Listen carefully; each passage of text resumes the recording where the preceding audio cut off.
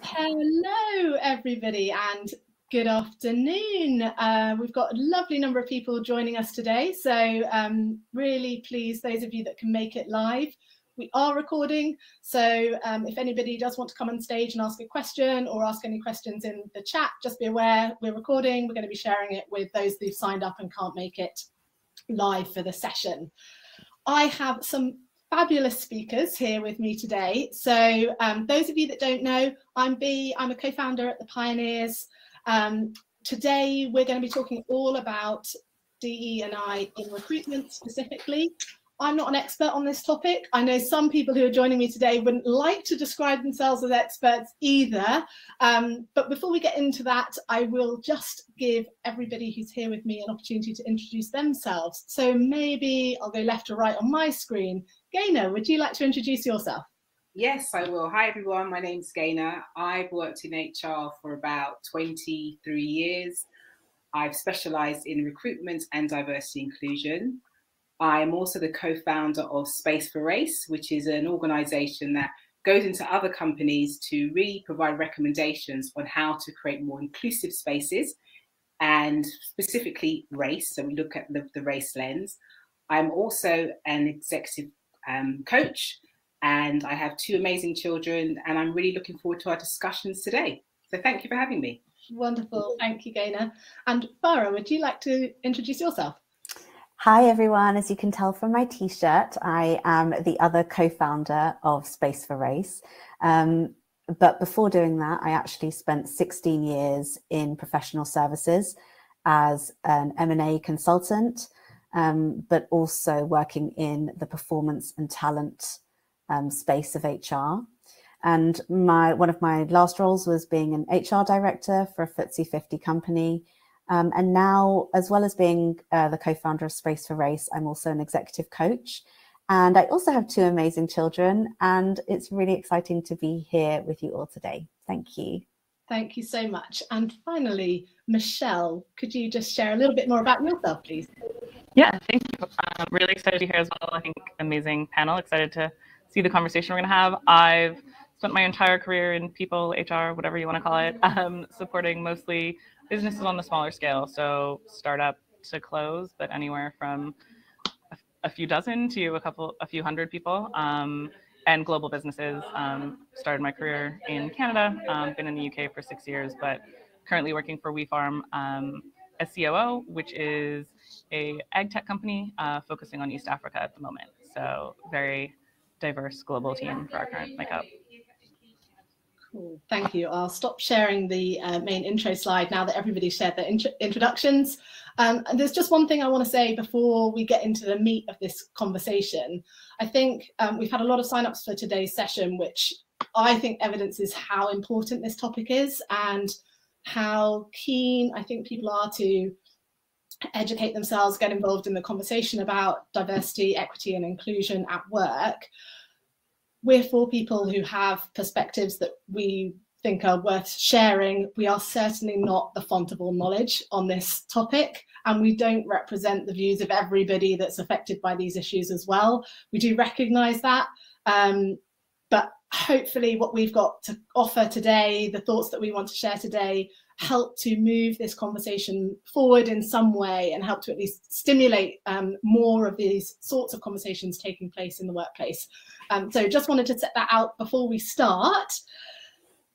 But with that, shall we begin? And maybe we should begin where I think at least recruitment kind of begins. So how do we attract a diverse range of candidates when working for a company? What are some of the things that companies should be thinking about when it comes to attracting diverse candidates?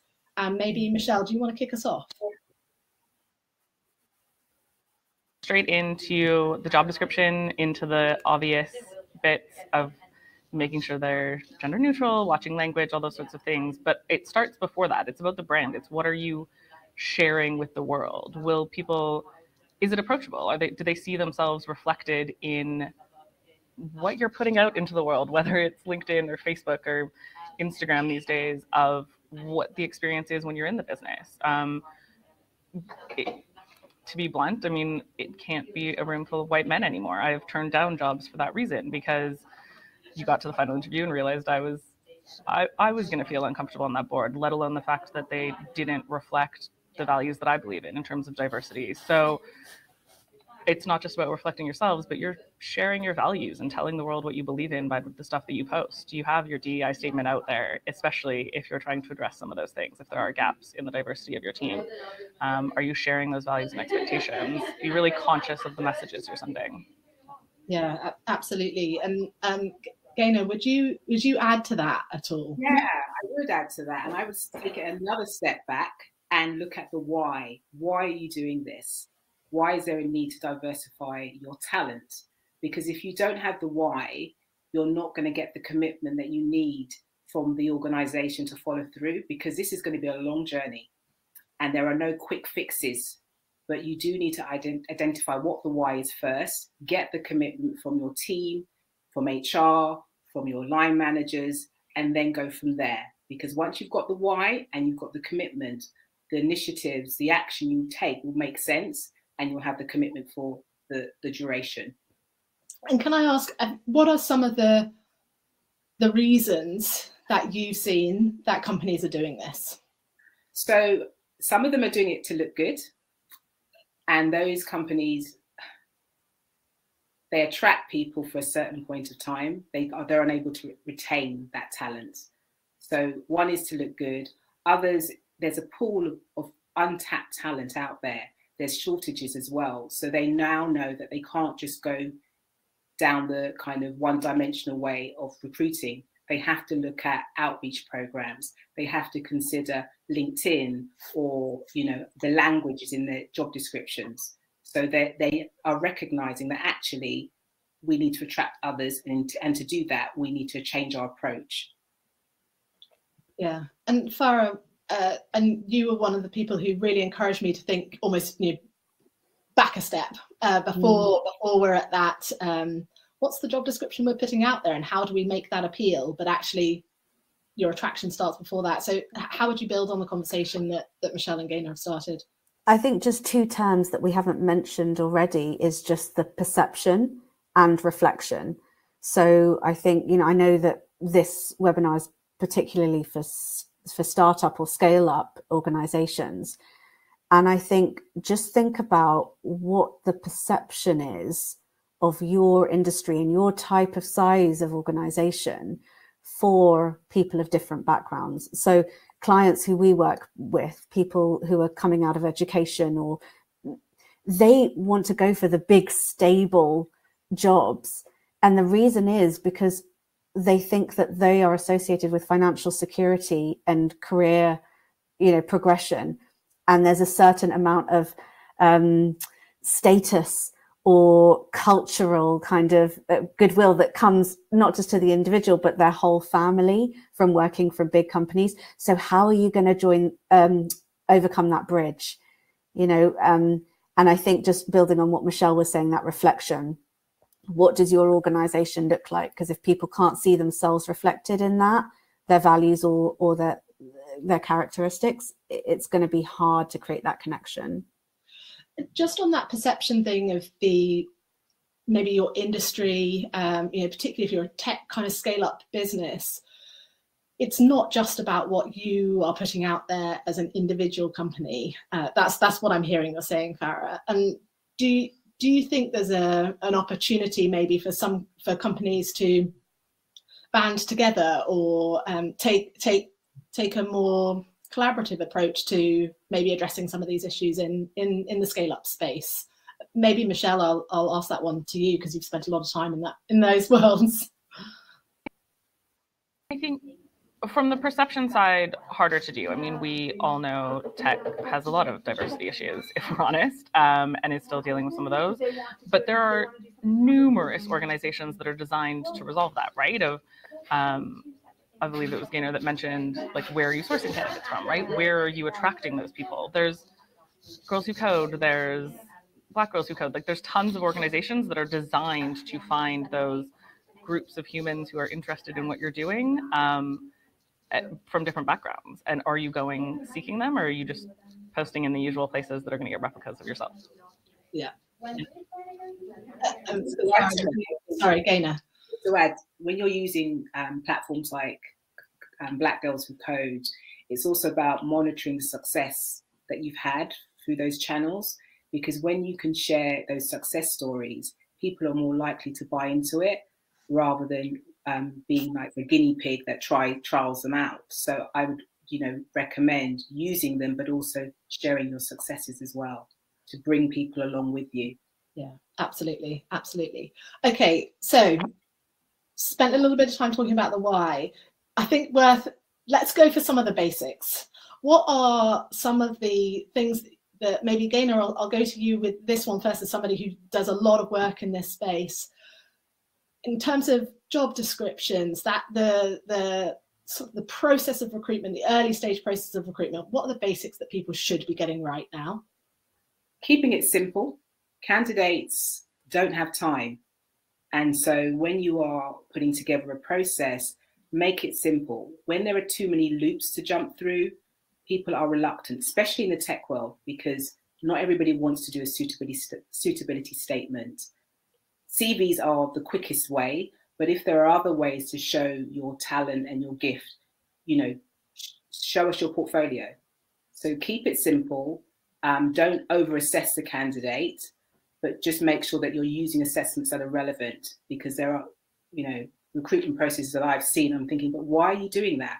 They don't need to, be able to write a dissertation. They're in the coding world. So why would you put that as a requirement? So really just make sure that your assessments match what you're looking for. And keep, like I said, keep it simple, because, you are competing with other companies, and the longer you take to recruit somebody, the quicker somebody else will be snapped up.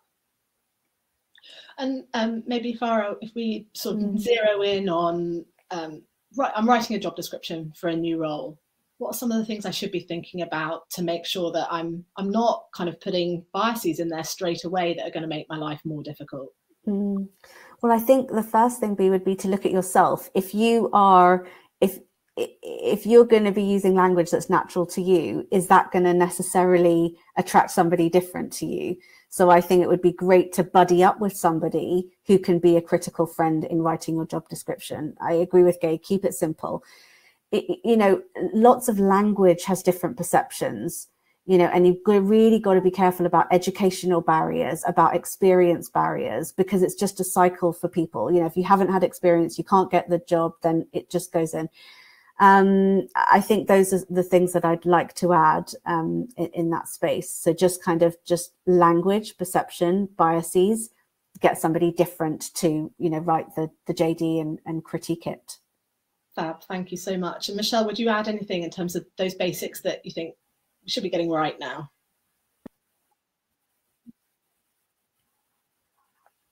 Focus on what the role actually is. A lot of what we do is try to expand and talk about the culture and the kind of person we want, and that is inherently going to be biased by whoever wrote it or what is already reflected in the business. So focus on the actual skills required, and that goes back to simple tests, simple measures, but what are we actually looking for? And it's not somebody who's a culture fit. It's not somebody, like, those vague language becomes a black hole of inherent bias. So yeah. And maybe just flipping the question around then. So if there's things that we should be getting right, what are some of the mistakes that you see people making that we should be trying to avoid? Because actually, I think this is can be quite a different question. These are maybe some of the things that you want to be taking out when keeping it simple. Or maybe I'll start with you, Michelle, this time. Biggest mistakes you've seen companies make? I mean, in my experience, it's definitely that fit. It's the I liked that person as opposed to being able to measure it. We've talked a bit already about data and numbers and measuring success, right? And that includes how many people are getting to different stages of the pipeline, how many people are reflecting the things that you're trying to change in your business, right? Because the reality are every business has gaps in their diversity. So what are you trying to address? Anywhere where it's not measurable, anywhere in a process where it's, I feel like they're a fit, I feel like they're a culture, that's it's wrong. Like you are leaving that open to interpretation, and that's where things will fail. One of the things that came up when we were kind of having a pre-conversation yesterday was, I think we've seen companies try sort of getting to know you type sessions, you know, come and join us for lunch and we'll see how you get on with the team almost. And on the surface, that feels like a nice, welcoming thing to do. But that, you know, to me, it was quite clear that's a big no-no or a big mistake. Maybe, again, Farah, would you expand on that?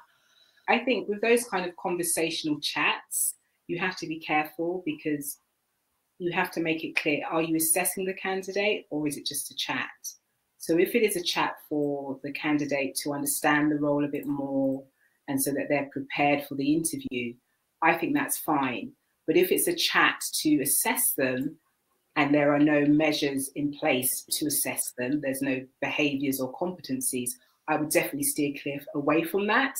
So chats are fine if it's just helping that candidate to know what you're doing and for them to also use it as an opportunity to think, do I actually want to progress any further? Those are fine. But when it's an assessment, but it's not being told up front, I think you can get into very muddy waters there, because how are you going to assess that candidate when it's just a chat? Yeah.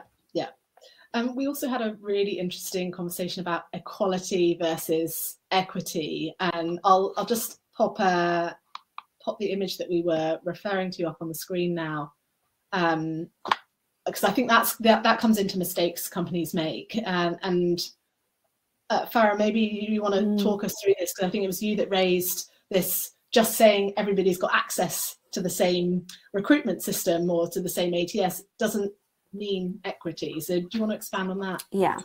So I think, first of all, I just want to say one thing is that I think it was really helpful what you did, be to just set up before, you know, kind of like the perception and the brand, but the experience for the candidate will be beginning way beyond when they've got to the filling out the application form. Okay, so I think that's really important.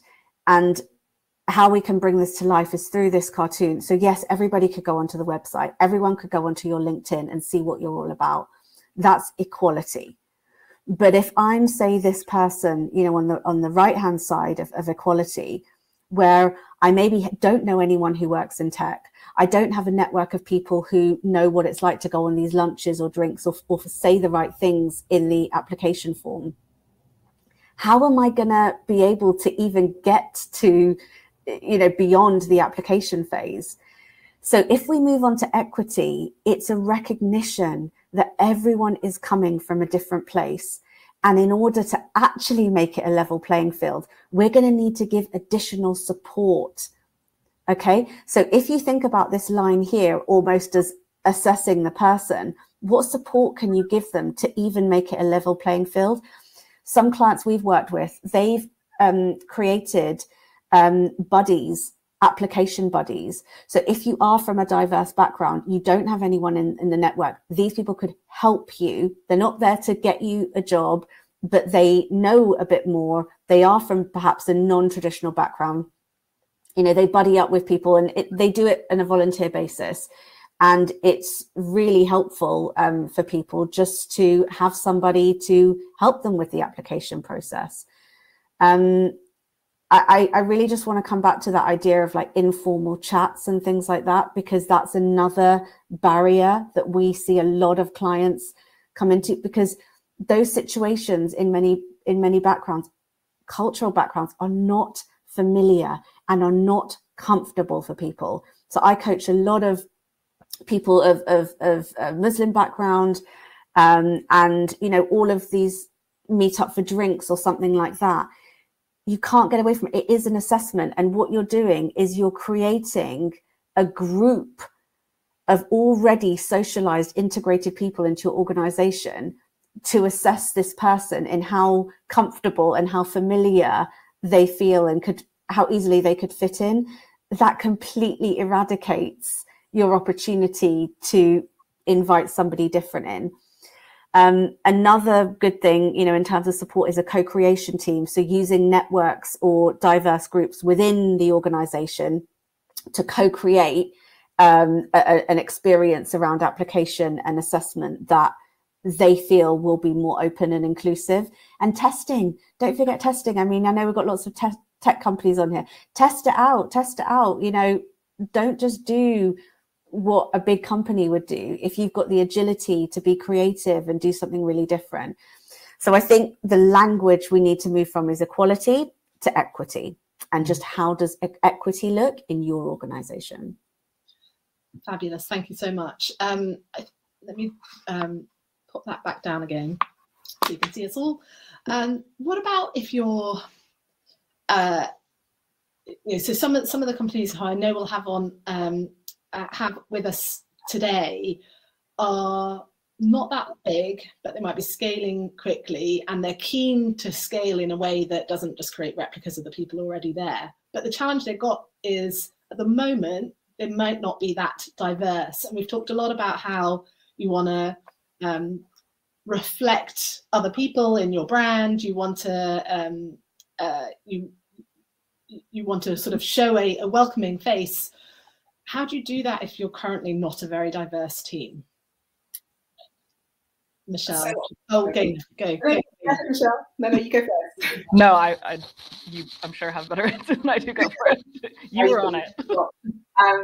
I think people will be drawn to your organization by how you make them feel. And it's not just about the visual diversity, it's about the inclusion. So when you have interviews, yes, there may be 3 white men on there. And if you're not able to diversify that, there are ways to. But if you're not able to, simple things like, you know, how you greet the candidate, how you look at them, the way you probe, you ask questions, just the basic human kindness that comes from, you know, recognizing an individual is in front of you, that will make that candidate feel that they've been seen, that they've been heard, and therefore want to join the organization. The types of flexible working you may have to offer, the types of things that you do for CSR, corporate social responsibility, all those things are kind of tasters to what your organization may be like, and therefore attract other people that are interested in being a part of that world that you're creating. So it's about your environment, it's about your setting, and not just that visual piece. It goes a bit deeper. Yeah, yeah. Michelle Farah, would you build on that? Yeah, just building on it, that, and just reiterating the point that even if everybody does not look diverse, they can think diverse, they can dress diversely, they can, you know, show their quirks and their individuality and show that level of freedom and share their stories. You know, people from different backgrounds can perhaps always see the majority as almost like one group, but that's not true. So it's like, you know, share a little bit, be vulnerable. I think what Gay said is so powerful. We're seeing in so many leaders now, just eye contact, human connection, asking genuinely, how are you? Saying their name correctly. You know, just these are simple things that you can do. You know, maybe having a taster hour or a taster afternoon to allow that person to come into the situation to feel a bit familiar. And I think what we need to just also say is power dynamics. If you're not already diverse and someone who's different walks in, where is the power in that moment? See, that the people in the majority may think, oh, this is such a person, we really want them. But how is that person experiencing the power? So how can you almost do a power arbitrage to make them feel more in control, that it's their choice as well, that, you know, this is about a mutual decision. And I think that is really easy to do. It doesn't cost any money, but it can have a huge impact. Yeah, I think one of the things, just as you were talking, sorry, Michelle, did you want to say something? Okay, so yeah, well, I'm maybe going to do a little bit of a pivot with the conversation. I think we talk a lot about diversity and the value of that and the importance of that. And I was just wondering whether sometimes that can actually distract from where there is lots of common ground amongst different people, and how trying to, or is there an opportunity to really try and focus on the areas that we do have in common with people who are can be quite different, and that might be a source of building this sense of inclusion and connection between different individuals. So I just wondered if that was something that any of you had thought about. To me, that talks to your values. So if your company have values that are going to attract people that match those values, then you're going to naturally draw in the diversity that you're looking for, if those values are, you know, open to everybody. So yeah, I think making sure that you have defined values and they're real, they're not just, you know, on your branding material. You live and breathe those values, and people can connect with those values. They become a point of connection, don't they? They can be the thing that you share. Exactly. You otherwise might on the surface look like you don't share anything at all. Yeah, definitely. Michelle, you keep going. I mean, absolutely common ground in the values and what you believe in. I mean, my business is a mission-driven organization. Like, we're a social enterprise. We are an incredibly diverse set of humans, but all here for common reasons, and we share a passion for what we're doing that has huge alignment. And I think the other thing that Farah mentioned was the vulnerability. I think that's huge, right? The common ground is the fact that every single person, even if they all look the same, is different, and being vulnerable and human and open about who you are is not necessarily the easiest thing to do in a business and when you lead, but is so powerful. I mean, the connections you will build when you just say, here's how I'm feeling, and here's the stuff I'm dealing with, and where are you? I have led so many conversations by just saying, here's the stuff that stresses me out, and here's the things that I'm anxious about, and what are you going through? Let's talk about it. And just them realizing that you may look calm and collected, and it might be the power dynamic, but like, you're actually panicking as well. That's really powerful. The other thing I wanted to sort of double down on what Gaynor mentioned, I think flexibility and genuine flexibility is a big part of how you bring people into an organization. Without going down on a tangent, I'm a very firm believer in remote flexibility and not requiring people.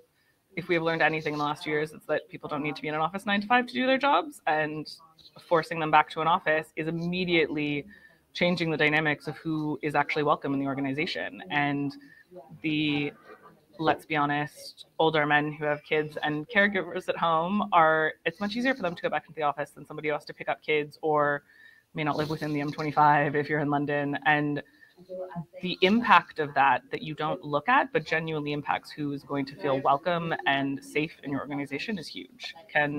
If everybody can work from home, if everybody has genuine flexibility and can leave early or start late, that's really powerful to open up a whole new network of humans who can come join your organization and feel welcome there.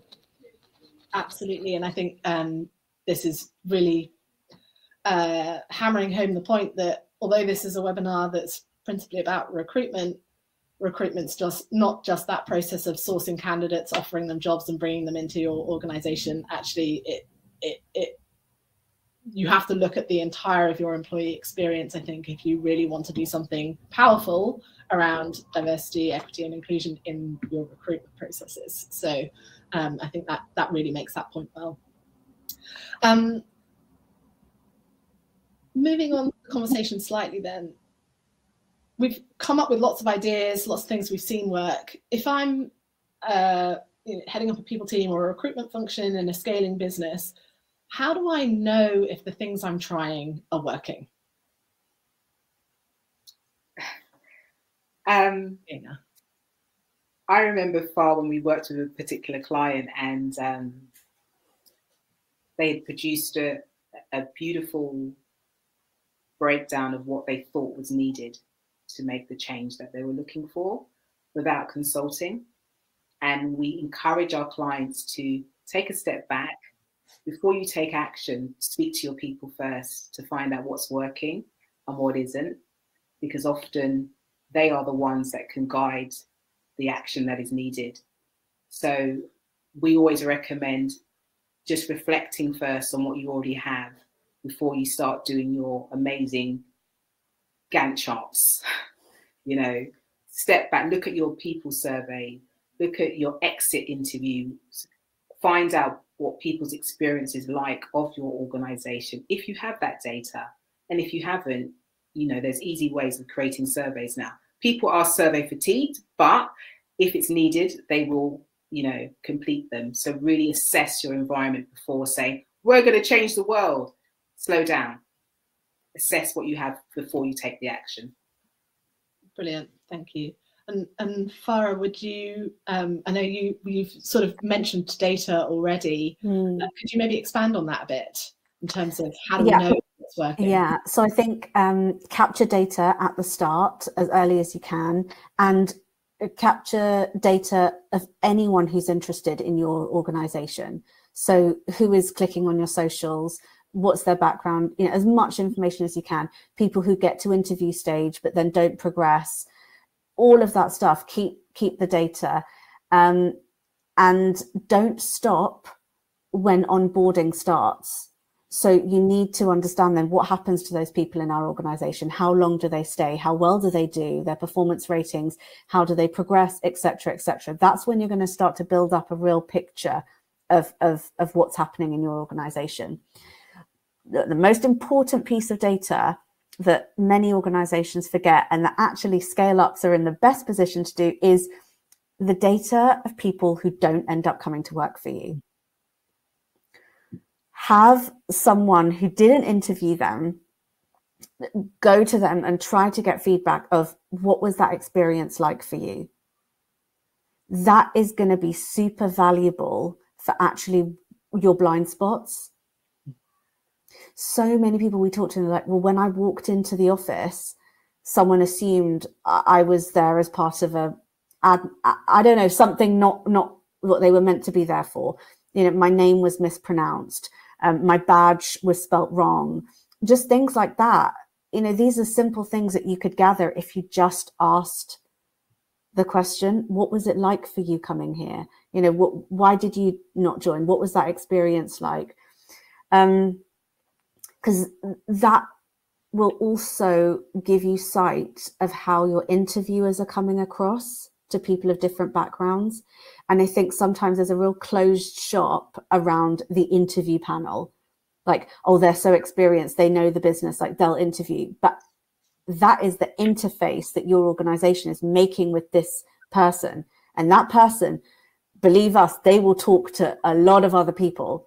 And that's your real glass door. You know, the stories that people who don't work for you end up telling everybody else in their network. So that's what I'd add there. Data of people who come in, but also who don't. Yeah. And Michelle, could you maybe share an experience where you've made substantial changes and the consequences of that? What's some of the evidence you've seen where it has worked and the impact that's had in an organization you've worked for?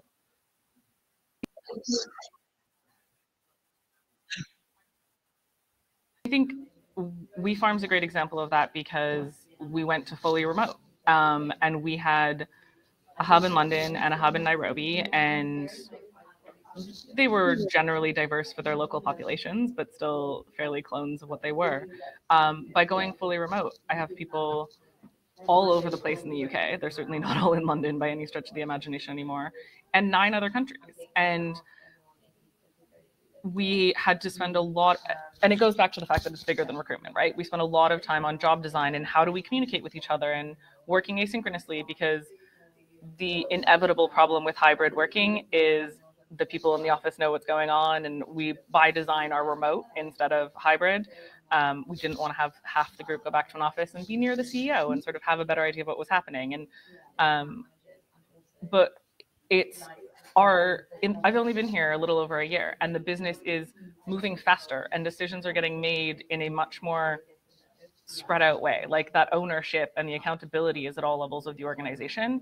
And we challenge each other in really smart ways, right? If you have a diverse group of people, you have a diversity of thought, and you just I mean, we all know it. We don't look at it and it's really hard to measure, but you make better decisions because somebody says, well, my experience says this, or my viewpoint is this, and you just may not have considered it. It was outside of your chain of thought. And like, I've seen us in 12 months pick up speed in an like incredible way. Like, you can see the product moving faster, you can see decisions being made at different levels much faster, and you don't require everything to need an executive to make a decision. And I think that happens when everybody just thinks the same. You move at a steady pace, but it's not challenging. It's not, nobody's getting better in that environment, right? And I think it's super hard to qualify, but you can see it, you can feel it.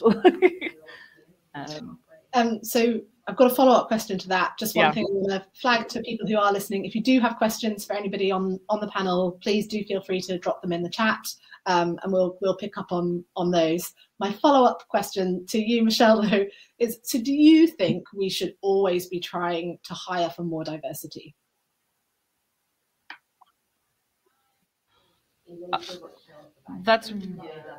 I don't know. I mean, yes, I think there's always gaps, right? I have seen, I don't think I could think of an example of an organization where I'm like, they're great, they've got diversity sorted, right? I don't think any of us would argue that there's a business that has it figured out. That's why, I mean, you talked about the attendance and the signups for this, right? That's why these are really important topics. We all have gaps. You can't, I mean, we talked about this a bit yesterday, but you can't obsess too much over the gaps. Otherwise you go down a rabbit hole of like tiny little individual characteristics that you can't really qualify. But to me, it's not really, I guess it's not about the diversity, it's about the inclusion. Do those people actually feel like they can come in and make an impact in that business? And I think that is harder to measure. I think you can look at retention numbers of diverse characteristics and stuff, but diversity are stats of who is in your business. Inclusion is their genuine experience and whether they feel empowered in the business. And there is always areas to prove in that. There are voices that I'm sure you are not hearing, even though you think you are, within every organization. And I think that always is going to have room to go, at least for any foreseeable future. I would love to think we're all perfect, but that's not what I see. Yeah, and I guess the maybe the loaded part of the question that I had in the back of my mind was, if you're at different stages of growth in a scaling business, is there, like what's the debate that you have around when you want to move fast and have people who are super aligned, and is that ever useful to you? And when's it valuable to be disrupting that, and should that be right from the beginning? I guess that was sort of some of the things that I was at the back of my mind. But I don't think those things are mutually exclusive. I think you have to design the roles and the inclusion and the experience of people and the communication so that you can move fast, even if there is huge diversity of thought and things are challenged quickly and agreed quickly and you move forward. I think that's, to be blunt, I think that's a lot of the fear in diversity of like, oh, it's going to take longer to get people up to speed and like there's going to be barriers. But if we are all genuinely just vulnerable and open and honest, and a lot of things we've talked about, that stuff can get dealt with real fast. I have over half of the team in WeFarm. I've worked here 15 months. I've never met face to face. We have incredible relationships and we talk all the time, but we don't have the same experiences in life. We don't have anywhere near the same background, but because of the structures and the communication and the empowerment we put in place, we move incredibly quickly. Stuff moves all the time. But you can't be afraid of it, and you do have to think about it. You have to put thought and organizational structure into communication and into inclusion and hearing everybody's voice. Yeah, absolutely. Yeah.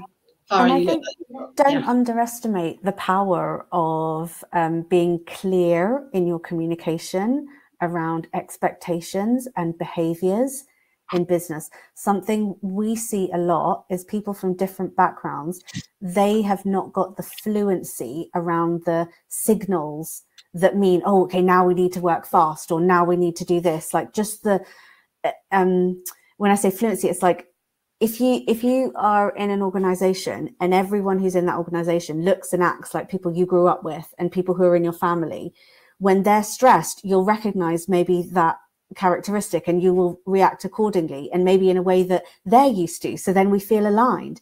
But actually, why not just actually understand how do we do things here? What do we want people to do? And just be clear on that. I think that's sometimes where we hear people of difference are not able to progress, because they just didn't understand the organizational language and what they needed me to do. And then it's a danger zone then for people who are different, who haven't understood those signals, because then they're seen as not working out, or they don't really get it. But have you allowed them to get it? Have you codified what it means to get it? And then, you know, that's really equity in practice. So that's just what I want to add. I'm hearing you can have a lot of assumptions that you haven't brought to the surface, and actually it's on you as an organization to make sure that they're not unconscious assumptions, that they're actually being surfaced so that anybody can operate within that framework. Yeah. And just to add to that, it's also about, with some of the clients that we've worked with, when it comes to progression, it's not that they didn't understand the rules and behaviors of that organization. They weren't in the room. They weren't in the room to show, actually, I can do this. They weren't given the opportunity to demonstrate their skill set. And so because of that, they just don't grow. They don't progress. So it's about people bringing others up with them, sponsoring other people that don't look like them, sound like them, to give them the opportunity to demonstrate what they can do. Because if you don't have that opportunity, you're not going to progress. You just won't. So we need sponsors. So Gaynor, I'm going to take that opportunity to bring us back to some of the practical things again, because you've brought a fantastic example of some of the things companies could be doing.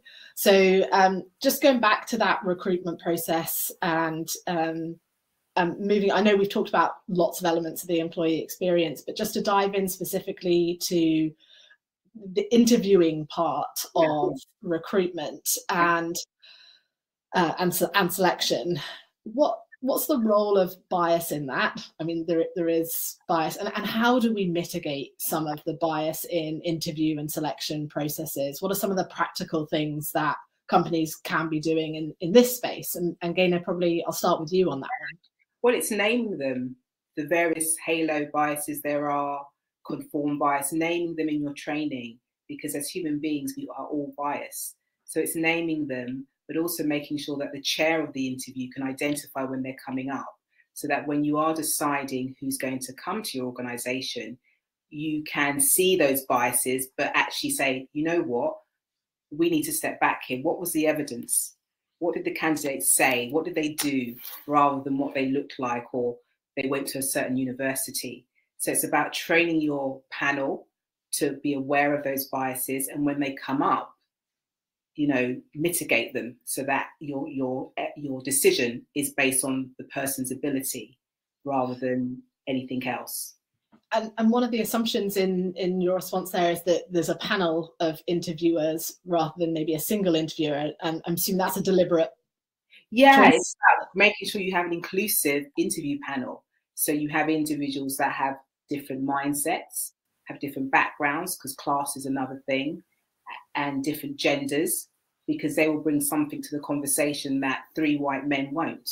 So it's really important that you have an inclusive panel, but also be very mindful of how you are asking people to become a panel member.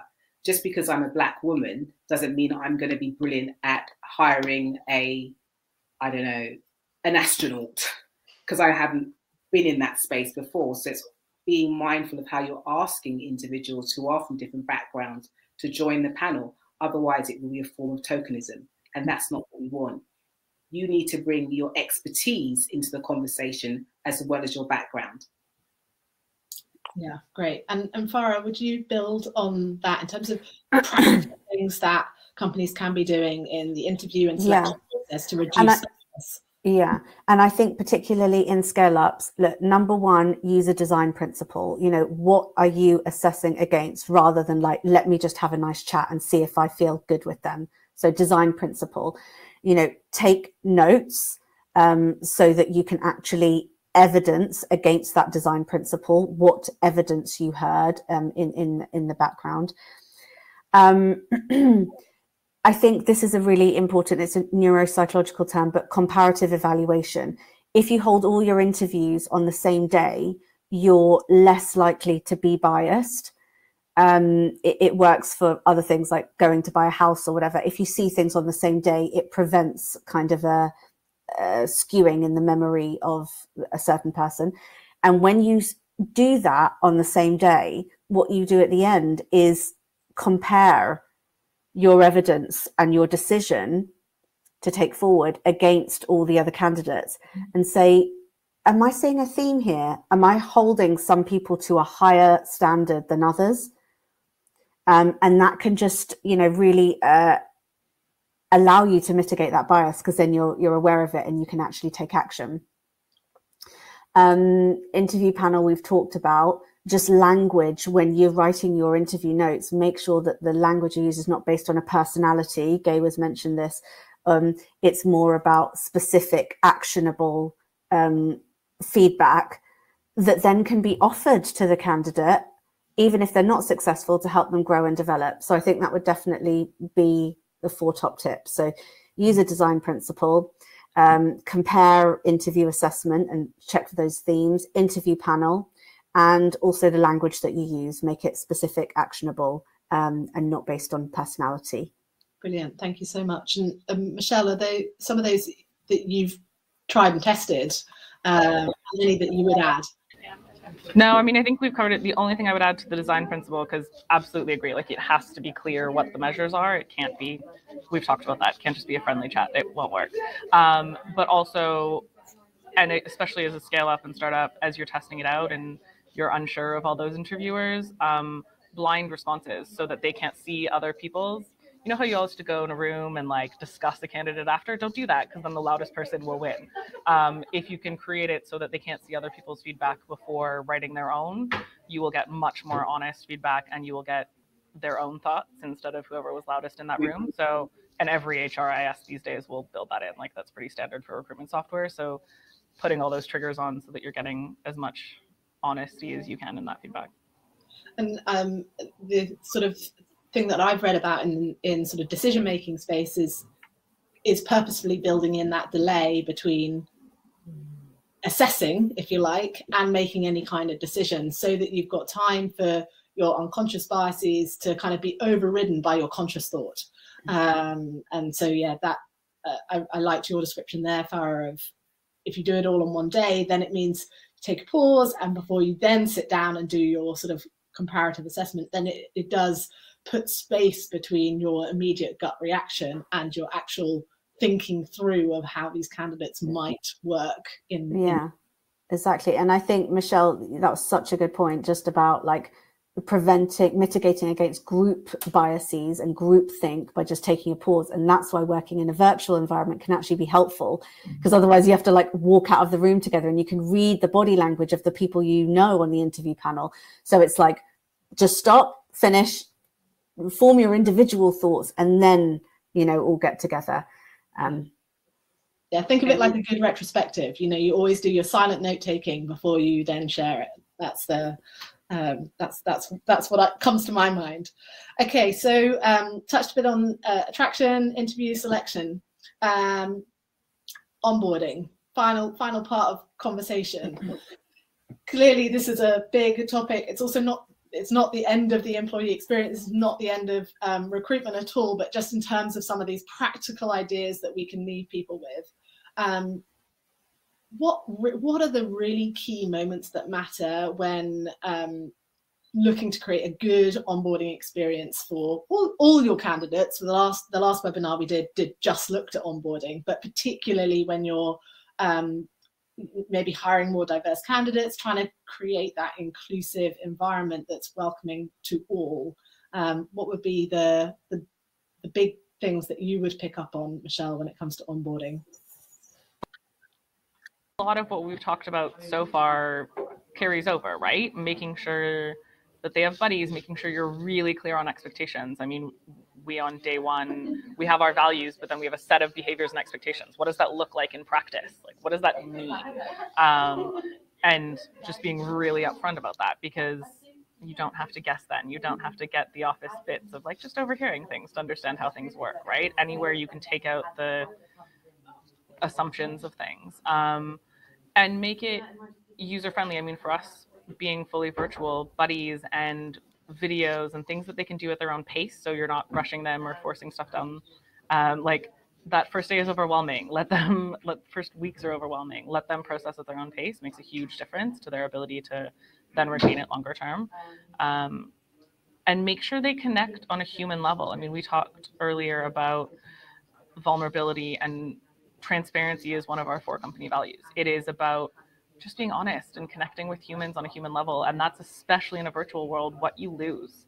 You lose that trust because you get straight down to business and you talk about the tasks of the day and you forget to just like, how was your weekend? How are your kids? What's going on in your life? And building that time in. So, I mean, we use not Donut, but same thing. Like there's tons of Slack apps for it. There's tons of integrations to make sure they connect with all the other members of the team, no matter where they are in the world and who they are.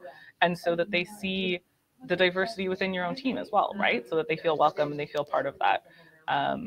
If the one person they sit beside isn't a reflection of them and they don't feel safe in that space, are there others, right?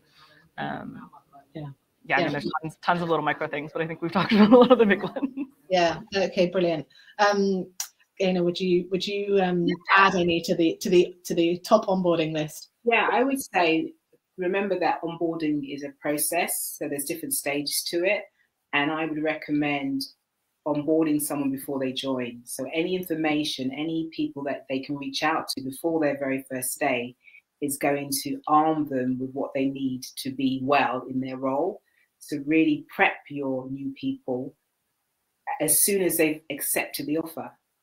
And then obviously in the middle, check in with them. And at the end, it's an ongoing thing. You know, how were your discussions with your line manager? What objectives were set? How are you getting on? It's an ongoing thing. It doesn't just stop. So prep as much as possible and give that to your new person. And throughout the experience, your onboarding experience, check in. And like what Michelle was saying, make it human, make it practical, because as soon as somebody feels comfortable, they will perform. And that requires time, that requires an understanding of things. So make it human, make it practical, and remember the different stages, the beginning, the middle, and the end. Farah, maybe I'll just build on the question a little bit for you then. How important do you think networks are in those early days in a new role? And perhaps where you do have candidates, how can you help new hires build networks when maybe it is a less comfortable environment, or there isn't an obvious network for them to slot into? I think just 2 points here. So with networks, it's really important. Don't buddy them up with someone you think is like them. I think that can be dangerous because it can create almost a distinction or a division between this new person and others. I think the pioneers actually do this really well. B is when people kind of join, you ask them, who are you? What are you about? And I think that's kind of questioning is really powerful, because then it's about this common ground thing we were saying. So I think networks are really important, but it's about building them on sustainable common ground, not just because superficially you seem the same. I just want to say on onboarding, though, it's like the first arrival, whether that's virtually or physically, is super important. No one ever forgets that first arrival and that first hour of starting a new job.